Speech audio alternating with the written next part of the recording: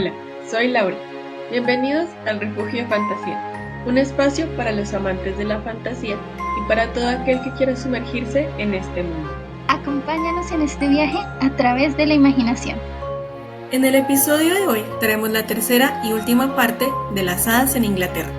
Los invitamos a sumergirse en el final de esta aventura por el reino de las hadas con nosotras. Empecemos. Entonces, ¿ya tienen la respuesta? Sí, dila, Lau. Por favor, que sea, creemos que es Goblin Market de Cristina Rossetti. ¡Bien! Pero, ¿cómo lo saben? Niñas insufribles. Estoy seguro de que no conocerían la respuesta. Pero te equivocaste, así que más te vale cumplir tu parte del trato y ayudarlas. No. Ya verán. Si nos volvemos a encontrar, les pondré el acertijo más difícil de la historia. Eso tendrá que verse. Ahora deja de refunfuñar y haz lo que debas. ¿Qué aguafiestas eres, Frankenstein? Pero tienes razón. La palabra es la palabra. ¿Quieren huir de Titania? Sí, lo más lejos posible. A nuestro mundo si se puede. Bueno, eso no está dentro de mis poderes. Eso debe serlo quien las trajo hasta aquí. Pero puedo enviarlas muy lejos de Titania. ¿Quién las convocó? ¿Convocarnos? Creo que nadie. Pero fue Merlín la primera persona que nos encontramos y también quien nos dio una misión. En ese caso, déjame ver. Merlín. ¿Dónde puede estar ese condenado mago? ¿Qué está haciendo? Ni idea. Creo que es su forma de buscar a Merlín. Ya en otra ocasión lo vi cerrar los ojos y moverse en círculos muy concentrado. Esa vez me estaba ayudando a encontrar mi mansión. ¿Y será que sí lo encuentra? Habrá que esperar para averiguarlo, pero creo que ya casi está. Ese mago es de las personas más irritables que he conocido. Siempre con un hechizo por aquí y otro por allá para cubrir sus pasos. Un ser detestable, en mi opinión. No he podido localizarlo. ¿Quién si no va a poder hacerlo? Pero creo que he detectado la zona donde se encuentra. Es muy lejos de aquí para su suerte, pero tendrán que tratar de encontrarlo por ustedes mismas. Tendrán suerte si lo encuentran antes de que se vaya a otro lugar. Entonces envíalas lo más rápido posible. ¿Qué esperas, Puck? Ay, no dejan que no hable con tranquilidad en este lugar. Colóquense en el centro de la sala y tómense de las manos. Muchas gracias por todo, señor Frankenstein. Por la comida y por regalarnos su favor con Puck. Ha sido un placer, señoritas. Si algún día regresan, pasen a visitarme y tomaremos el té. Gracias. Si algún día va a nuestro mundo, no duden en contactarnos. Lo recordaré. Ahora colóquense en el centro o Puck no dejará de mirarnos. ¡Qué demora! ¡Hazlo rápido, Puck! ¿Quiénes son los que se tardan? Solo nos despedíamos, no te comportes como un chiquillo. Tú y yo tendremos una seria conversación apenas se vayan este par de intrusas. Ay, Puck. Bueno, por fin están en el centro. Ahora tómense en las manos, cierren los ojos y piensen en Merlín. Eso ayudará al hechizo a dejarles lo más cerca que sea posible. Muy bien, van a sentir que se quedan sin piso y puede que se mareen un poco. Pero solo serán unos deliciosos segundos de angustia. Ahora, hasta nunca.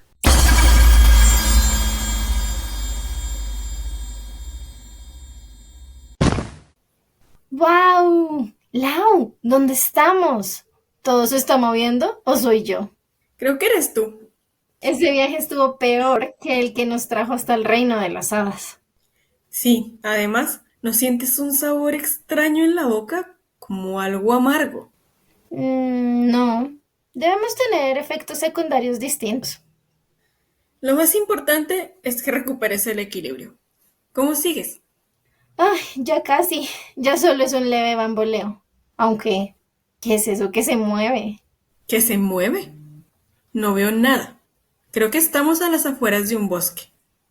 Mira hacia allá, Lau, a lo lejos. Algo se mueve en el fondo, como saliendo de la colina de enfrente.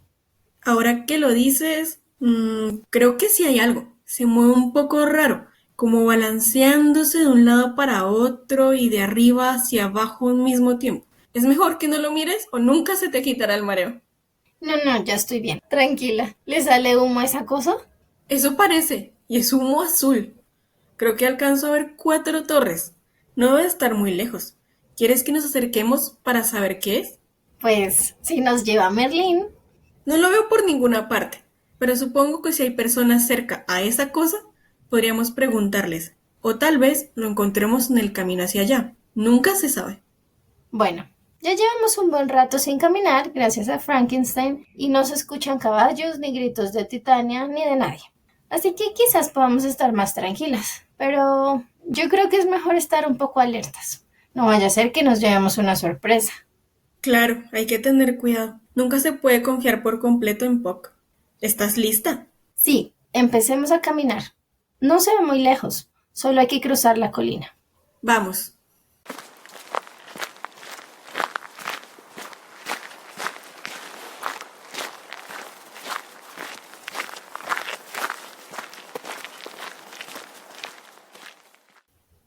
¡Lau! ¡Es un castillo! Uno muy negro, con patas y bastante destartalado. ¿Estás pensando lo mismo que yo? ¿En el castillo ambulante de Hoy? Sí, ¿podrías creerlo? ¿Qué más habrá en este reino? ¡Ay, no! Hay de todo, Lau. ¿Nos acercamos? Tal vez Sophie o Howl sepan algo, o... Calcifer, ¿te imaginas? ¿Estarán todos ellos en el castillo? Solo hay una forma de averiguarlo. Aprovechemos que se quedó quieto el castillo y acerquémonos. Tenemos que buscar la puerta trasera. Es la que usó Sophie, y nuestra mejor opción.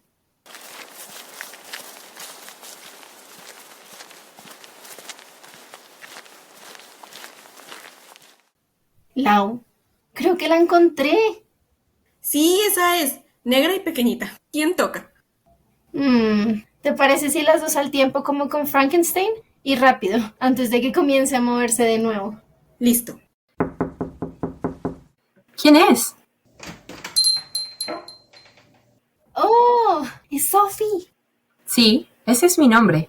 ¿Cómo lo sabes? Hemos leído la historia. Nosotros somos María y Laura. Vimos el castillo a lo lejos y queríamos preguntar si Merlín ha pasado por aquí. ¿Merlín? Déjame pensar. Creo que pasó por aquí hace unos días, pero se fue pronto. Solo vino a hablar de algo con Howl y siguió su camino. ¿Lo necesitan por algo en especial? Necesitamos volver a nuestro mundo, y él es el único que puede ayudarnos. Comprendo.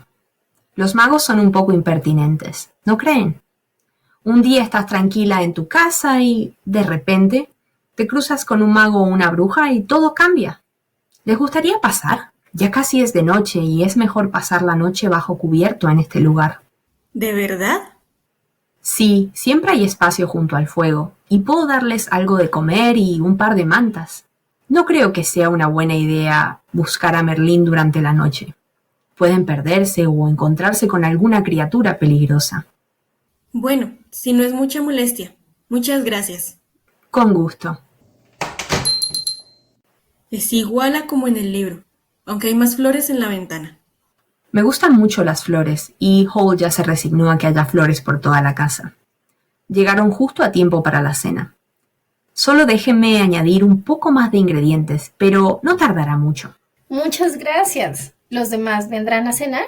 No, todos salieron por el día y no volverán hasta mañana. Howl tenía unos encargos. Estaba yo sola, pero ya no, gracias a ustedes. Siempre es bueno tener algo de compañía. Cuéntenme, ¿qué les trajo este reino, además de Merlín? Un libro. Al principio no sabíamos cómo abrirlo, pero cuando lo descubrimos, llegamos a este lugar. Luego nos encontramos con Merlín y él nos dio una misión. ¿Una misión? ¿No les lanzó un encantamiento o algo parecido, cierto? No, solo una misión. ¿Y cuál es, si puede saberse? Bueno, era conocer más sobre la historia de las hadas. Oh, cuando llegamos a este lugar yo también empecé a saber más sobre ellas. Antes solo conocía a las brujas y a los magos.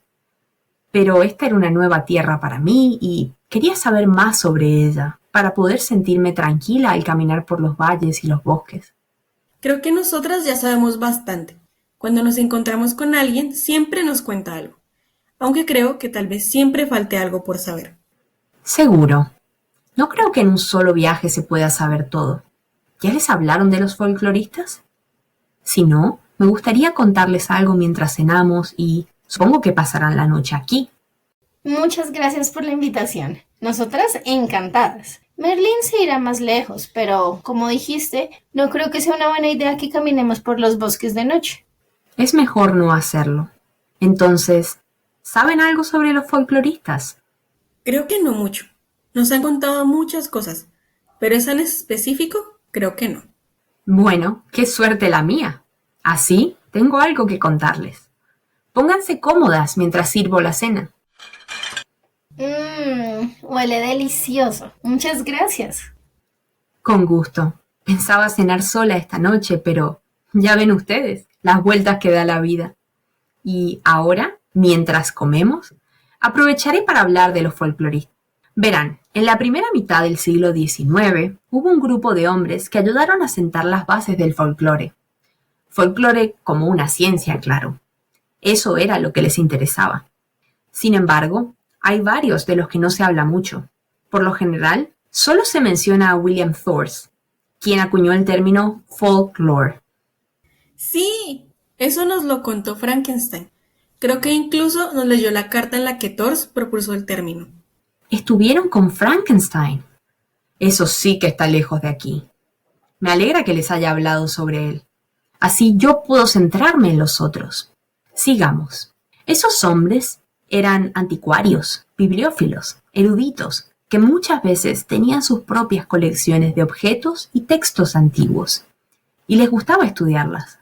Uno de ellos fue Thomas Crofton Croker, quien empezó a realizar viajes a pie por el sur de Irlanda entre 1812 y 1815, impulsado por un niño que lo ayudó a entrar en contacto con los campesinos del lugar y que instó en él el inicio de la recopilación de cuentos y canciones. En 1825 publicó su primera obra, Fairy Legends and Traditions of South of Ireland. El libro tuvo tanto éxito que el editor envió a Croker de nuevo a Irlanda para que reuniera más material y se publicaran otros volúmenes. El texto de Croker es el resultado de una de las primeras incursiones intencionadas que se realizaron en Gran Bretaña por el campo y con el objetivo de buscar y recopilar historias. En Fairy Legends son centrales las creencias y tradiciones de los campesinos irlandeses sobre lo demoníaco, y se habla de seres que pertenecen al mundo de los espíritus o de las hadas de Irlanda, como el Hurricane, el hada zapatero, o el Dullahan, o el Fuca. Croker publicó otros libros, pero ninguno tuvo tanta repercusión como Fairy Legends. Por ejemplo, The Legends of the Lakes o Sayings and Doings at Killarney. Este último no provenía de su propio trabajo de campo, sino del de un soldado retirado, R. Adolphus Lynch. Sin embargo, Croker le compró los materiales que había reunido y los editó para sus publicaciones. Además, es importante decir que Croker perdió sus notas para Fairy Legends y la obra que finalmente salió a la luz fue el resultado de la ayuda que le prestaron otros anticuarios y recopiladores, quienes lo ayudaron con sus propias notas. Por eso, la primera edición no apareció bajo el nombre de Croker, reconociendo ese esfuerzo conjunto. Más adelante, y con el éxito del libro, él se atribuiría como el único contribuidor de la obra y casi ninguno de aquellos que lo habían ayudado se quejó por la falta de reconocimiento de su trabajo, excepto Thomas Quigley.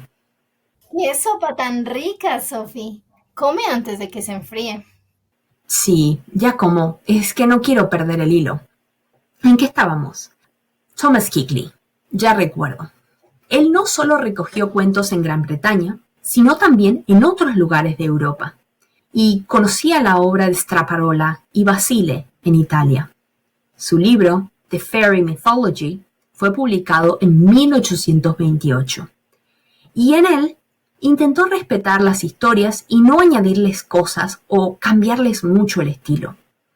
Ese texto y The Tales and Popular Fiction, que publicó en 1834, son libros claves en el folclore comparativo de ese tiempo, pues Keighley comparaba las historias que reunía con las de otros lugares del mundo para encontrar semejanzas y diferencias y tratar de encontrar una respuesta a la pregunta por el origen de esas tradiciones y relatos en las distintas culturas.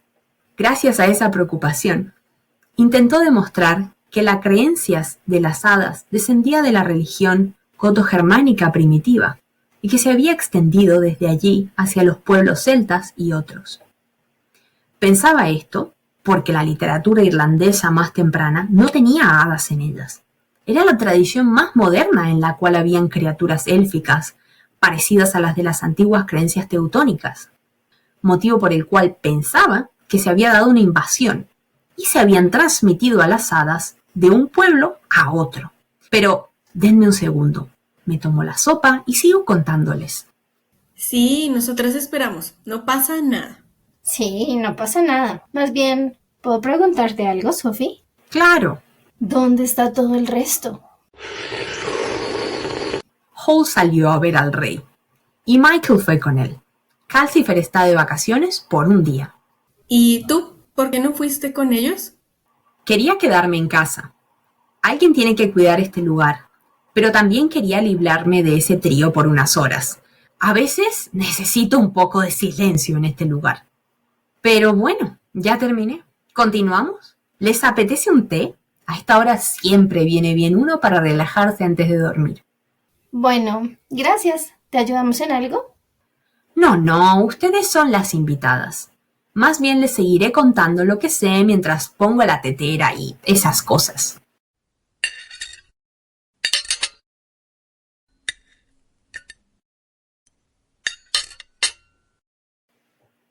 Ahora hablemos de Thomas Wright. Fue un anticuario, como los otros dos. Publicó mucho y se interesaba por todas las cosas del pasado, desde la literatura a los objetos. También hizo parte de muchas sociedades y de los grupos que las fundaron, como la Sociedad Británica de Arqueología, la Camden, la Percy o la Shakespeareana. Si no estoy mal, 129 títulos del catálogo del Museo Británico llevan su nombre.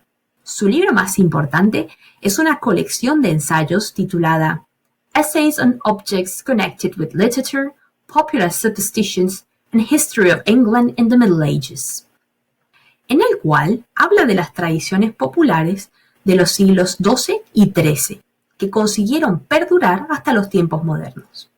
Uno de sus ensayos centrales es On the History and Transmission of Popular Stories. Además, editó 2 volúmenes en los que habla de los episodios de la brujería inglesa desde la Edad Media tardía hasta los tiempos de la Reforma, titulados Narratives of Sorcery and Magic from the Most Authentic Sources. Wright usaba tanto el método comparativo como el histórico para estudiar las tradiciones y los relatos, comparando las historias y las criaturas de diversas partes, y reconocía la corrupción que puede ocurrir cuando se pasa de un texto oral a una forma literaria, pues el escriba podría cambiar, quitar o añadir cosas, o adaptar el lenguaje a uno más literario. También hablaba sobre cómo el significado cultural de una historia puede perderse o verse drásticamente afectado al trasladarse el relato de una cultura a otra o de un lugar a otro, como por ejemplo llevar una historia de la India a Europa, porque cambian los referentes, y eso afecta la comprensión e interpretación del cuento. Wright comprendía tanto la transmisión oral como la literaria de los cuentos y las tradiciones, y cómo éstas podían verse afectadas en cada caso, por ejemplo, al mezclarse con las creencias de un nuevo lugar. Además, notó y comprendió el contenido folclórico de las crónicas, los poemas y las hagiografías de la Edad Media, y pensaba que las leyendas de los santos debían mucho a las de las hadas.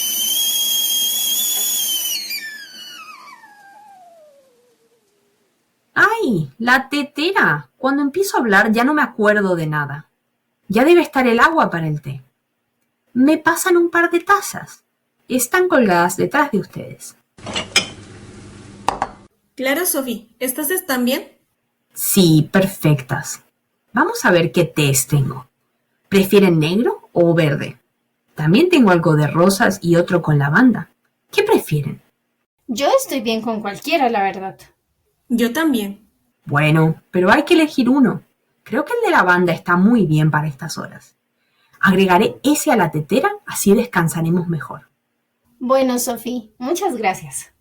Solo lo dejamos unos minutos y ya está. En menos de nada estará listo. Pero creo que alcanzo a hablarles sobre un último folclorista. Su nombre es Francis Dewes, y en realidad sé muy poco.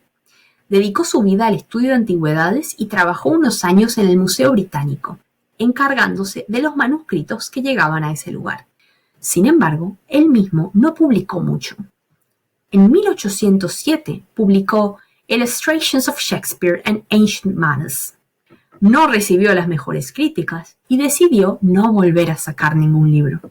Sin embargo, escribió algunos artículos para un par de revistas, como la Gentleman's Magazine y Archaeologia, y en 1833 publicó otro libro titulado Dissertation on the Various Designs of the Dance of Death.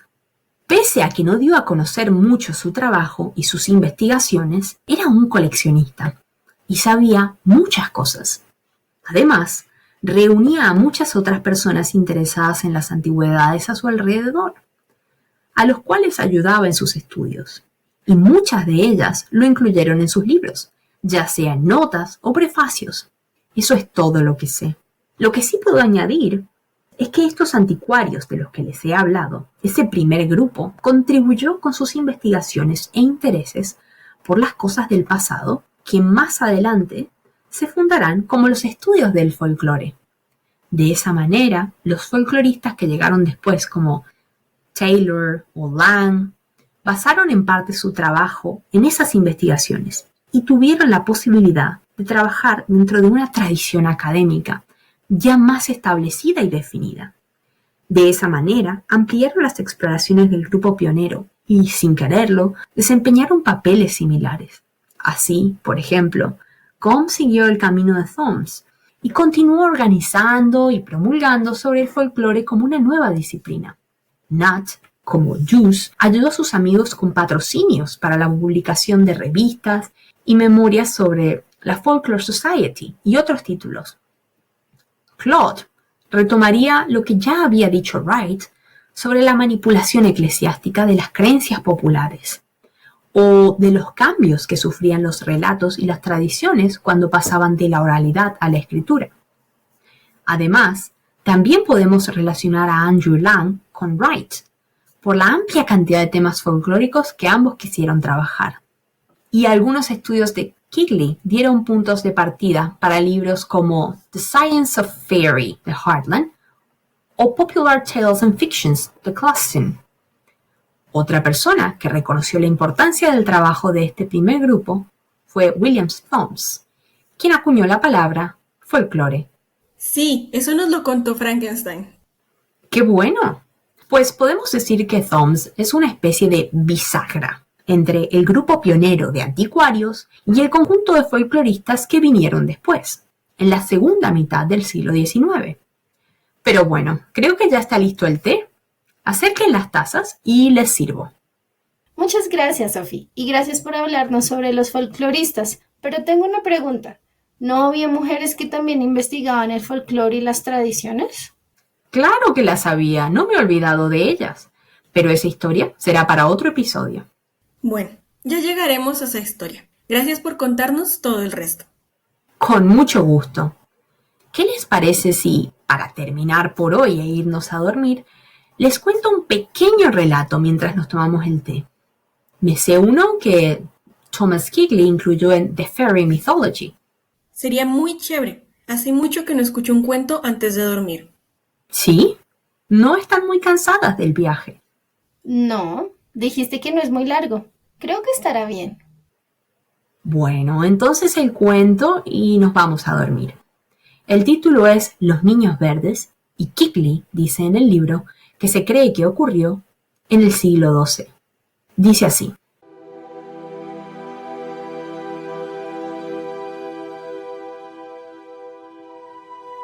Otra cosa maravillosa, dice Ralph de Coggeshall, sucedió en Suffolk, en el foso de los lobos de Santa María.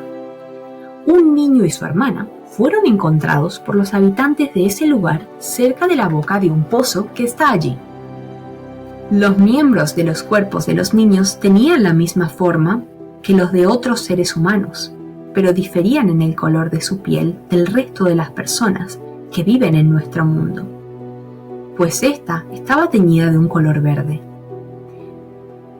Nadie podía entender lo que decían, y cuando fueron llevados como curiosidades a la casa de cierto caballero, Sir Richard the Calm, en Wikes, lloraron amargamente. Les llevaron pan y otros víveres, pero aunque tenían mucha hambre, como reconoció la niña después, no tocaron nada.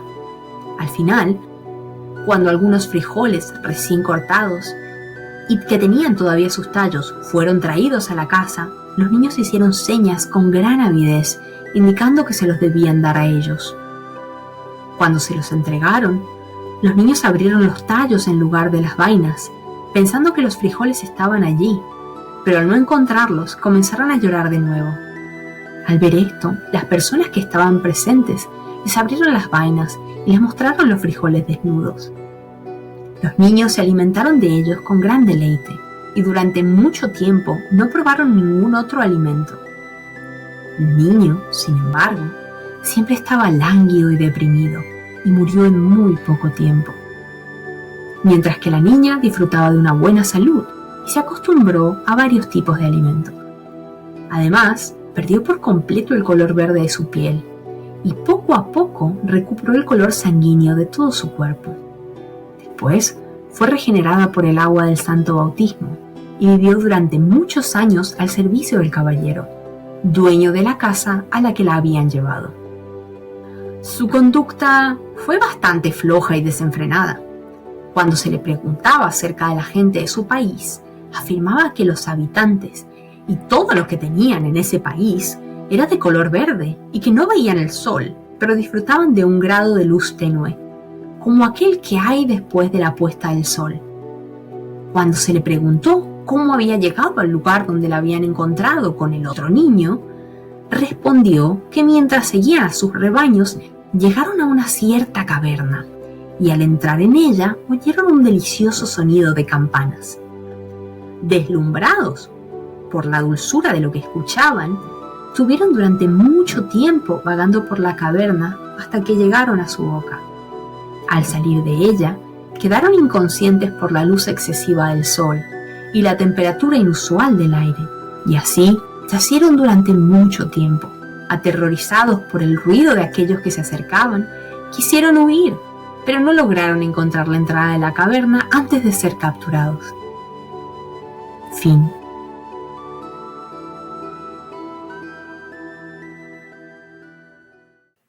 No es muy largo ni tiene aventuras, pero me gusta esa historia. Habla de encontrar un camino hacia otro mundo y, bueno, eso hicieron ustedes. Tal vez por eso la recordé. Gracias, Sophie. A mí también me recordó nuestra entrada al reino de las hadas, aunque en la historia de los niños ocurre al revés. Ellos llegan a nuestro mundo. Sí, ¿será que seremos capaces de volver, Lau? Espero que sí. Si no, desapareceremos para siempre o... Creo que no se trata solo de regresar, sino que volvamos justo al tiempo en el que nos fuimos y no años después o algo así. ¿Crees que podría pasar eso? Bueno, pues en muchas historias el tiempo en el reino de las hadas y en nuestro mundo discurre de forma distinta. Solo nos queda decirle a Merlín que tenga cuidado con eso cuando nos envíe de vuelta. Bueno, pues toca tenerlo muy presente para evitar cualquier cosa. Sí, pero no se preocupen por eso a estas horas. Luego no consiguen descansar. Más bien, vámonos a dormir. Ya volverán a pensar en eso mañana. Tienes razón. Vámonos a dormir. Siento que llevo días sin hacerlo. Yo también. Ha sido un día muy largo. Bueno, síganme. Iremos a traer sus mantas.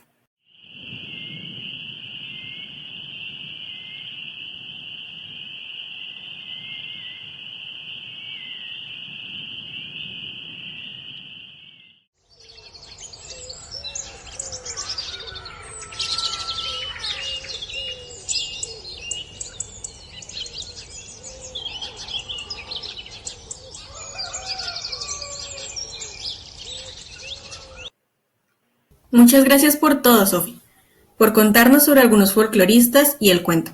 Gracias por dejarnos entrar en el castillo. Y muchas gracias por el desayuno. Esperamos que Merlin no haya avanzado mucho por la noche y logremos encontrarlo pronto. Con mucho gusto. No pierdan la esperanza. Ya verán que lo encuentran pronto. Espero volver a verlas algún día en este reino o en otro. Quizás conocerán a Howl y a Calcifer en ese momento. Ojalá, Sophie. Creo que a ambas nos gustaría volver al castillo en alguna ocasión. Sí, conocer el reino de las hadas con más calma estaría increíble. Pero bueno, hasta la próxima, Sophie. Saludes a todos. Hasta pronto. Espero que consigan regresar pronto a su mundo.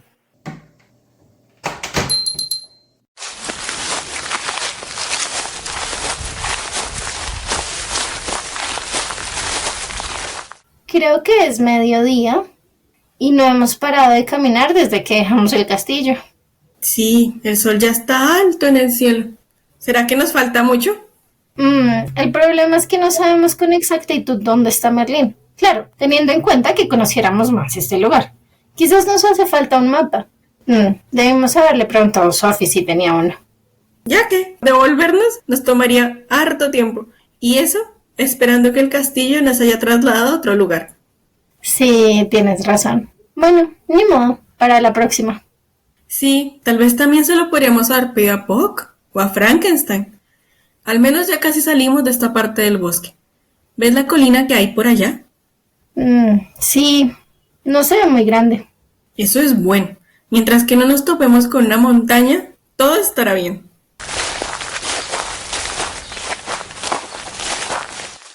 Lau, ¿estás viendo lo mismo que yo? María, ¿me darías un pellizco? Si no, creo que no me lo voy a creer. ¡Au! No estoy soñando, aunque creo que todo nuestro viaje ha sido una locura.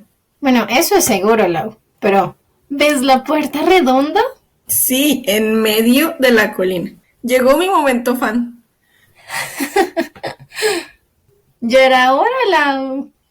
¿Quién crees que iba ahí? No lo sé. No veo más puertas. Me parece curioso que solo haya una. Bueno, pues, Frodo y Bilbo están en Valinor, o eso creemos. Pero, ¿y el resto? Pues, Lau, solo hay una forma de averiguarlo. Creo que hemos tocado en muchas puertas en este viaje.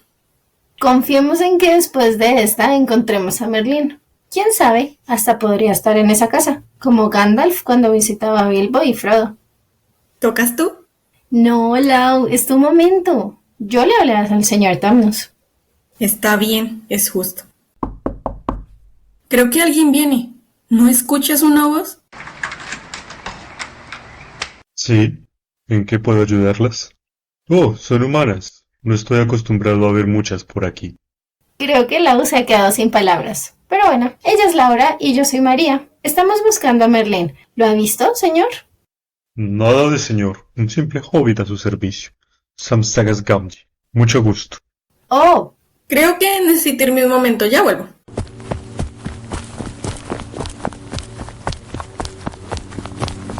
Ay, no puedo creerlo, qué increíble es él, es un sueño hecho realidad. ¿Qué importa, Titania?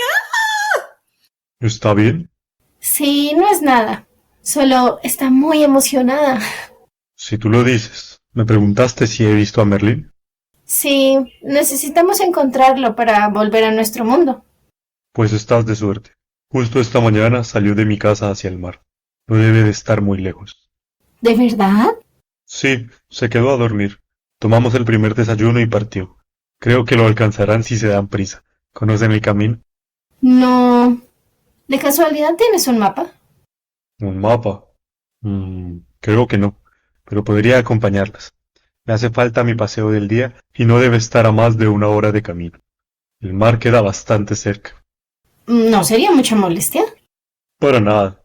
Déjame voy por mi abrigo y el bastón. Lau, ven. Sam nos llevará hasta Merlín.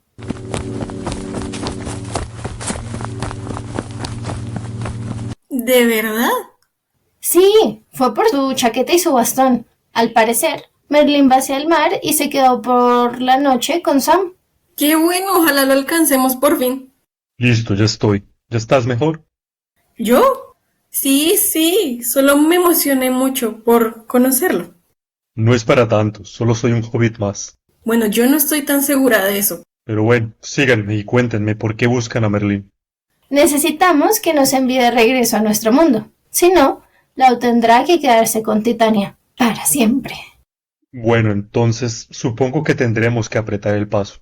Pero, ¿cómo llegaron hasta aquí? Un libro nos trajo. Luego conocimos a Merlín, a Beowulf, a Titania, al señor Turnus, a Frankenstein, a Puck y a Sophie del castillo ambulante.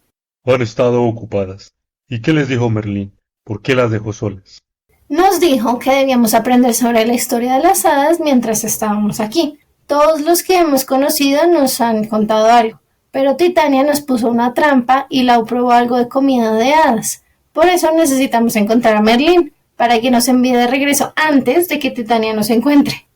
Sí, he escuchado que las hadas de este lugar pueden ser traicioneras, pero no estamos muy lejos del mar. Estoy seguro de que llegaremos a tiempo. Yo sé un poquito sobre las hadas, se los podría contar si quieren. Claro, siempre queremos saber más. Bueno, entonces se los contaré mientras caminamos. De esa forma también se nos pasa el tiempo más rápido. A ver, las hadas fueron reimaginadas y reutilizadas varias veces a lo largo del siglo XIX, porque las personas que las estudiaban reflexionaban acerca del rol que habían tenido, tenían o debían tener en el mundo, sobre su historia, su origen y sobre qué eran. Los cuentos de hadas también fueron cuestionados y replanteados para ser utilizados con distintos objetivos. Había personas que decían que esos cuentos no tenían sentido, porque la función principal de los relatos debía ser enseñar, y los cuentos de hadas eran peligrosos con sus cosas fantásticas e irracionales. Sin embargo, se los siguió publicando y, por ejemplo, salió el cuento de hadas moral o aquellos en los que las historias de las hadas eran utilizadas para escribir sobre las preocupaciones de la época, en los cuales se reflejaba, cuestionaba y distorsionaba la sociedad del momento. Además, los cuentos de hadas entraron en el debate sobre cómo debía educarse a los niños. Las ciencias, por ejemplo, no estaban entre las cosas que se les enseñaban, y los cuentos de hadas se transformaron en un medio para acercar la ciencia a los niños. De esa manera, los cuentos de hadas que hablaban de ciencias permitieron que los niños conocieran las nuevas disciplinas científicas que estaban surgiendo, los descubrimientos, lo que hacía un científico y cuál era el objeto de estudio de cada ciencia. No todos los cuentos hacían esto, claro, pero sí hubo muchos que se escribieron con ese fin y que enseñaban a los niños los conocimientos científicos y tecnológicos que iban surgiendo.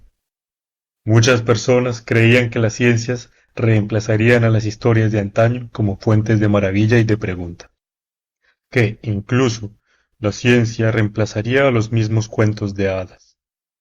Las ciencias se presentaban de tal forma que parecían ser la mejor manera para comprender la sociedad de la época y las cosas invisibles de la naturaleza, porque en los cuentos se mostraba la magia oculta en lo cotidiano y en las ciencias. Todo ese movimiento y el interés por las hadas durante esa época contribuyó a que los cuentos de hadas hablaran, estos de ciencias o no, pasaran a ser algo básico de la publicación de libros para niños. Por ejemplo, los cuentos de Andersen llegaron traducidos por Mary Howitt en 1846. Podríamos decir que muchos de los temas que interesaron a los victorianos, fueran estos científicos o no, pasaron por los cuentos de hadas, y que con el fortalecimiento de las ciencias se necesitó buscar la mejor manera para que todas las personas, incluidos los niños, pudieran conocerlas y entenderlas. No sabía todo eso, Sam. Muchas gracias. No es nada. Creo que logramos llegar a tiempo. Miren, si no estoy mal, el que está subiendo en la barca debe ser Merlín. ¿Merlín? Tenemos que alcanzarlo. ¡Vamos, María! Vayan, ya las alcanzo.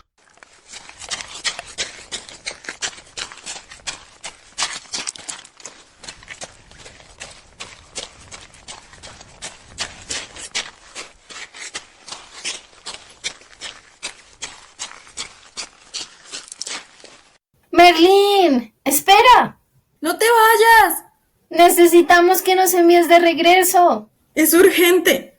Bueno, al menos saluden primero, ¿no creen? Ay, perdón, es que hemos estado buscándote por todas partes. Y Titania nos está persiguiendo. Quiere dejarme encerrada en su castillo y a su servicio, aunque haya sido toda una trampa. ¿Probaste comida de las hadas? Pensé que sabían lo suficiente para no meterse en problemas. No fue intencional, fue una trampa. Bueno, te creeré por el momento. Entonces, ¿quieren volver a su mundo? Sí, lo antes posible, mejor. Entonces, tendrán que venir conmigo en la barca. Pero, ¿completaron su misión? Hemos aprendido mucho. No sé si todo, porque sería abarcar demasiado, pero creo que hemos aprendido lo suficiente. Sí, yo también lo creo. Hemos recorrido harto camino y hemos conocido también a varios personajes. Eso espero, que traerlas no haya sido en vano. Merlín, menos mal que te alcanzamos. Estas señoritas te necesitan. Eso veo. Pensé que te quedarías todo el día en tu casa. Bueno, cuando la aventura llama, hay que cruzar el umbral. Además, sabía tu destino. Pues gracias por traerlas. Tenemos que irnos. Voy tarde para llegar a Avalon. Tengo que encontrarme con Arturo. Súbanse a la barca. Gracias por traernos, Sam. Un placer conocerte. Perdón por mi reacción. Es que estaba muy emocionada. No pasa nada. Que tengan un buen viaje. Chao, Sam. Gracias. Súbanse, o las dejo aquí. Ya vamos. Hasta la próxima, Merlín. Si te cruzas con Gandalf por el camino, dale mis saludos. Se los daré, aunque no creo que nos encontremos. Nunca estamos por los mismos lugares al mismo tiempo. Bueno, por si acaso. Hasta pronto, Samsagas Gamgee. Que Varda ilumine tu camino. La barca nos llevará a Avalon. Ya allí ustedes tomarán otra para regresar a su mundo. Gracias, perdón por los problemas. Ya que son cosas que pueden pasar cuando viajas por estas tierras. Más bien, mientras navegamos, les contaré algo sobre las hadas y la fantasía. No puedo ser yo el único que no les cuente nada. A ver, ¿qué se me ocurre? Déjenme pensar unos segundos. Ya lo tengo. Podemos decir que la fantasía, como la conocemos hoy en día, nace en respuesta a la industrialización severa que vivió Inglaterra durante el siglo XIX y empieza a surgir en los periodos victoriano, entre 1837 y 1901, y el eduardiano, entre 1901 y 1910.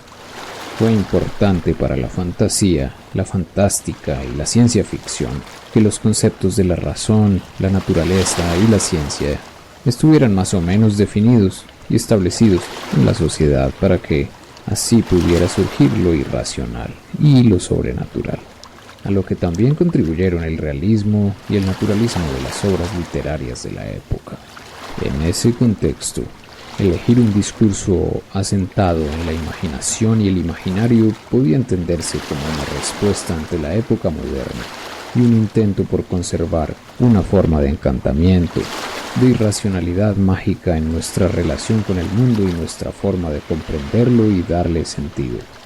Además, no podemos olvidar que el surgimiento de la fantasía va precedido por el de la novela gótica con Horace Walpole y El castillo de Otranto en 1764, El monje de M. G. Lewis en 1796 o Los misterios de Udolpho de Anne Radcliffe en 1794. Esa literatura y la fantasía se relacionaron con el interés sobre el folclore que se dio en la época y la atención que se produjo sobre los mitos, las leyendas y los cuentos, así como también por el Celtic Revival de los años 1760 al 1765. Además, surgió un interés por la Edad Media del que ya les han hablado antes, espero, con figuras como Walter Scott y algunas de sus obras como Ivanhoe. Es importante decir que se da no solo un redescubrimiento de la Edad Media, por decirlo de algún modo, sino que también se la reimagina, y es esa Edad Media la que va a llegar a la literatura.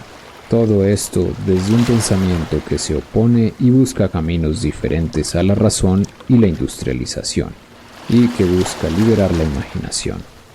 Además, a todo esto se suma el Gothic Revival, que es un movimiento arquitectónico y estético del momento. Y se habla también de los romances, historias de aventuras o de caballeros que generalmente se dan en mundos imaginarios. Una figura importante para ese resurgir de la Edad Media es William Morris, quien probó a contar historias en mundos medievalizados y creados por él. Y no solo eso, sino que creó su propia editorial y editaba los textos recuperando elementos de los manuscritos medievales, porque creía que los libros debían llevar la belleza a las personas a través de las ilustraciones, las tapas, de la tipografía, entre otros. Morris pensaba que el arte debía acercar la belleza a las personas, puesto que la modernidad y la industrialización estaban de algún modo acabando con lo bello, y creía que presentando ciertos elementos de la Edad Media, esa belleza podría regresar. Uno de los primeros libros en los que intentó crear un mundo medievalizado fue The House of the Wolfings. Otros escritores clave en el desarrollo de la fantasía fueron George MacDonald, con libros como Fantastes o La princesa y los trasgos, Charles Kingsley con The Water Babies, George Meredith con The Shaving of Shagpat and Arabian Entertainment y Lewis Carroll con Alicia en el País de las Maravillas. A principios del siglo XX publicarían figuras como James J. M. Barrie con Peter Pan, Lord Dunsany con La hija del rey del país de los elfos, o Eric Rucker Edison con La serpiente Ouroboros en 1922. Gracias a todos ellos y a escritoras como Edith Nesbit, Mary de Morgan o Eleanor Ferguson, para principios del siglo XX ya estaban asentados algunos de los principios fundamentales de la fantasía, como la doble influencia del cuento y del mito, la importancia de las tradiciones culturales antiguas y de las cuales se inspirarán los relatos, un estilo literario destinado, ante todo, para un público joven, y los héroes y las criaturas y los mundos que darán coherencia temática al género. ¡Wow! Sabes un montón. La verdad es que hay tanto por leer. Y siempre habrá más. Sí, además hoy en día se están, por ejemplo, retomando tradiciones distintas de las europeas para crear los relatos o las novelas de fantasía. Sí, eso me cuentan los que viajan a su mundo. Acabo de recordar a otro escritor de la época. ¿A quién? Se llamaba Francis Edward Paget y publicó The Hope of the Catsycocks, uno de los primeros cuentos de hadas o de fantasía más o menos largo, dirigido a los jóvenes. De hecho, los Catsycocks son una especie de criaturas mágicas que él crea, y con la historia hay un príncipe que debe ser como reformado o cambiado, algo parecido a lo que le sucede a Scrooge en un cuento de Navidad de Dickens. El motivo de que las personas se transformen por el encuentro con lo mágico o por medios mágicos fue bastante retomado durante la época victoriana. Nunca he escuchado sobre ese libro y creo que no lograré decir bien Catsycocks jamás. Cosas que pasan con algunas palabras inventadas. ¿Les contaron sobre el desinterés en las hadas que se dio hacia finales del siglo XIX o en algunos momentos de principios del XX? Sí, creo que fue cuando nos encontramos con Frankenstein, si no me equivoco. Bueno, pues a principios del siglo XX las hadas regresaron con fuerza. Un ejemplo es cuando el 27 de diciembre de 1904 todos los adultos que vieron Peter Pan en su estreno afirmaron de viva voz con entusiasmo que sí creían en las hadas. Por lo general en ese momento, las hadas que se tomaban en cuenta eran las pequeñas, aladas y casi invisibles, las que aparecían en todos lados, en ilustraciones, tiras cómicas, anuncios y otros. Un momento clave para la fantasía sería la publicación de El Hobbit en 1937 y del Señor de los Anillos de J.R.R. Tolkien, que se publicó entre 1954 y 1955. Esos libros, que bebían de la tradición que se había ido formando entre finales del siglo XIX y principios del XX, sentaron muchas de las bases de lo que entendemos hoy por fantasía, fantasía épica o high fantasy. También se publicarían los libros de las Crónicas de Narnia de C.S. Lewis entre 1950 y 1956. y muchos otros escritores seguirían escribiendo cuentos de hadas o fantasía. Por ejemplo, Angela Carter con La Cámara Sangrienta, que cuando publicó en 1979 ese libro generó un nuevo interés en los adultos por los cuentos de hadas. Otras escritoras que retomaron los cuentos de hadas fueron Tanith Lee o Diane Wynne Jones, o escritores como Neil Gaiman y Terry Pratchett. Merlín, ¿qué es eso? ¿Es Avalon? Oh, sí, ya se ve la costa, qué bien. ¿Y no ven? En la playa está la barca que los llevará de regreso a su mundo. ¿No podemos recorrer a Avalon un poquito? Por esta vez, no. Quizás en una próxima ocasión. Bueno, hasta aquí llega su viaje conmigo. Suban pronto a la otra barca. Gracias por traernos al reino de las hadas. Ay, sí, en verdad muchas gracias. No es nada. Tal vez nos veamos en una próxima ocasión, aunque supongo que primero tendría que hablar con Titania. Sí, por favor. Lo haré. Buen viaje. Ahora me voy, Arturo me espera. Un poco frío Merlín, ¿no? Un poco. Subamos a la barca antes de que ocurra algo. Vámonos. Siéntate, Lau. Creo que se va a empezar a mover. Creo que necesito dormir cuando lleguemos. Uy, yo también. Han sido muchas cosas en poco tiempo. La barca se está moviendo muy rápido, ¿no crees? Va a toda velocidad. No sé cómo no estamos empapadas. Pero, Lau, ¿ves lo que yo veo? ¿Qué? Pareciera que el agua se fuera a acabar allí, un poco más adelante. ¿Lo que parece el borde de una cascada? Creo, pero no puede ser, ¿cierto? No creo que Merlín nos enviara una cascada. Pues, suena como una cascada. ¿Qué hacemos? ¿Nos podemos quedar por ahí? Pues, María, ponte en el centro de la barca. Estaremos seguras. ¡Lau! ¡Lau! ¡María!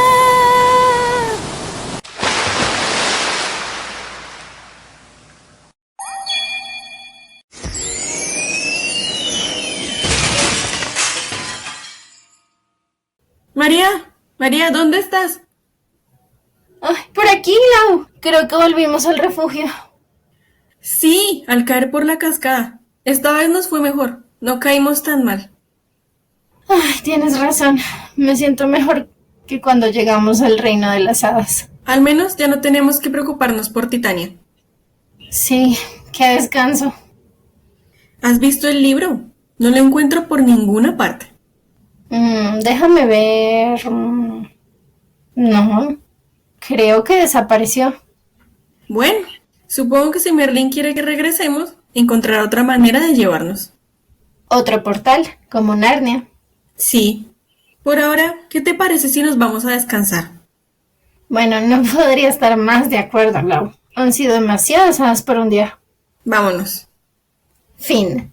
Gracias por escucharnos. Esperamos que hayan disfrutado el episodio. Cuéntenos en los comentarios qué les pareció esta última parte de las hadas en Inglaterra. Pueden encontrarnos en Instagram, Spreaker, YouTube, Google Podcast, Spotify, Audible, entre otros. Y antes de irnos queremos preguntarles cuál es su cuento de hadas favorito. Gracias por escucharnos, nos escuchamos en una próxima ocasión. ¡Chao! Noticias del refugio. En el próximo episodio estaremos conversando con Angélica Caballero. Atrévete a cruzar el umbral.